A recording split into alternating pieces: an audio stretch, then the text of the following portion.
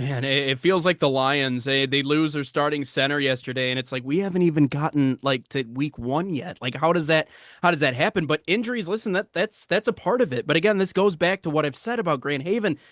It's not that you don't produce football players. You do. Now, how do you string that all together and come up with a winning season? That's the big question. Transitioning to the other side of that coin, Granville is the next conversation. Now, they get some help back in their backfield. We know they're wing T dogs, right? This is what Granville does. They beat you down. They're big. They're physical on the offensive line. A lot to like about Granville, but, kind of a toss up some years. What do you see out of the Bulldogs this season?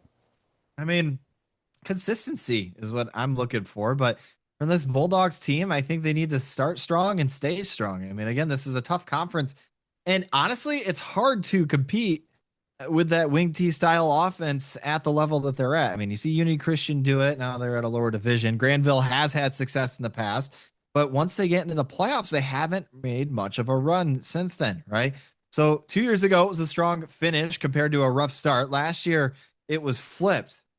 Is this the year that they finally take the best of both worlds and keep it consistent throughout the year? They do return DJ Hardiman, the senior running back, who's going into his third straight season as a starter. He really stepped up last year after the man in front of him went down with a season-ending injury.